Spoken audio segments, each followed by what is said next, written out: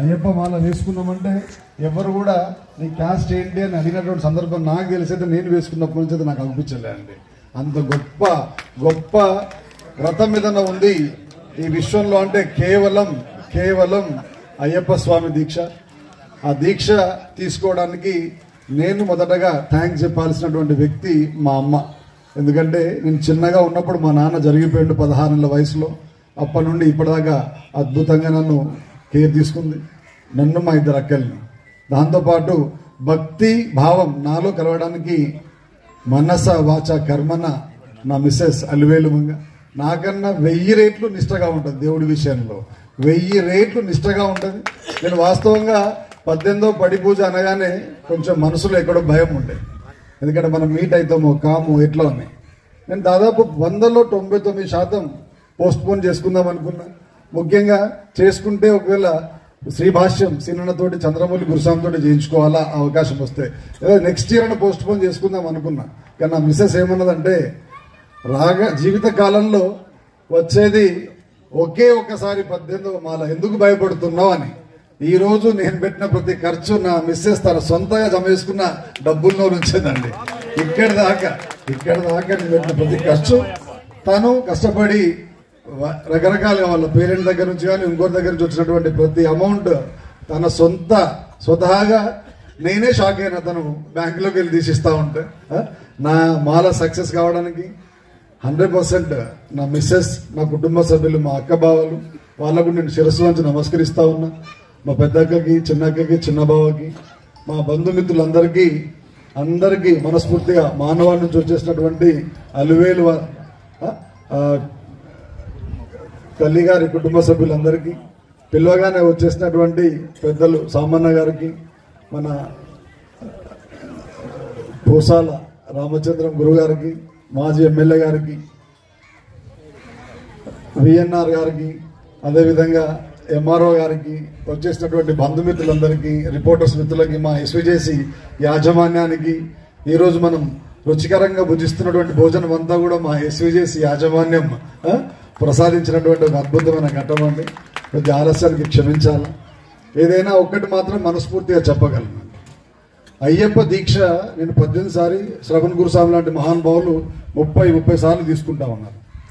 నాకు తెలిసి అయ్యప్ప దీక్ష తీసుకున్న ఏ స్వామి కూడా దీక్ష వృధా దండగా అన్నటువంటి సందర్భం మీరు ఎక్కడ వినరు. దీక్ష కఠినమైనది అని భయపడతాడు తప్ప 40 రోజులు దీక్ష తీసుకొని శబరిమల యాత్ర చేసిన తర్వాత స్వామివారి దర్శనం చేసుకున్నాక ఆ మాల వేసుకోకండి అన్నటువంటి స్వామిని నాకు తెలిసేదే నేను చూడలేదు జీవితంలో. అంత అద్భుతమైనటువంటి దీక్ష స్వామిది. తెలిసి చేసినా తెలియక చేసినా ఆ స్వామి కాపాడుతున్నాడు కాబట్టి ఇంతవరకు మన జర్నీ కొనసాగుతూ ఉంది. ఇక్కడ మన మానవాతలో తప్పకుండా జరుగుతుంది. నా దగ్గర కూడా లక్షల సార్లు పొరపాటు జరిగింది. కానీ ఒక్కటి మాత్రం, నేను ఈ స్థాయికి రావడానికి ప్రధాన కారణం చదువు అండి. చదువు.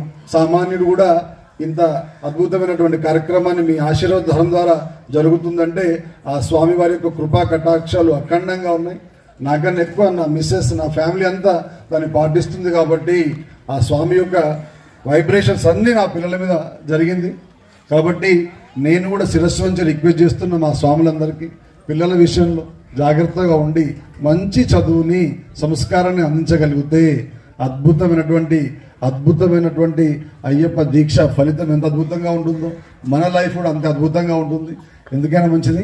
మరొక్కసారి మనస వాచ కర్మన అందరికీ కూడా, రకరకాల ప్లేసెస్ నుంచి వచ్చినటువంటి మిత్రులందరికీ, అయ్యప్ప స్వామి యొక్క భగవద్ బంధువులందరికీ, వివిధ విలేజ్ నుంచి వచ్చినటువంటి అందరికీ కూడా మరొక్కసారి ఆ స్వామి యొక్క మంగళ శాసనాలు మీకు ఉండాలని, ఈ కార్యక్రమాన్ని దిగ్విజయంగా పూర్తి చేసినటువంటి శ్రీభాష్యం శ్రీనివాస్ గారికి, కొండగట్టు ప్రధాన అర్చకులు మా కపిల్దర్ గారికి, విచ్చేసినటువంటి నరసింహారావు గురు గారికి, తనతో పాటు వచ్చేసిన మనోహరణ గారికి, అందరికి పేరు పేరున మనస వాచ కర్మని నేను చెప్తా ఉన్నది. అట్ సేమ్ టైం ఈ సిస్టమ్ అరేంజ్ చేసిన డోలక్ రాజుకి, పప్పికి, ముఖ్యంగా ఈ పడి నిర్మాణానికి నా ఆప్తమిత్రులు, ప్రాణమిత్రులు అందరూ నిలబడి ఈ కార్యక్రమాన్ని నిర్వహించారు.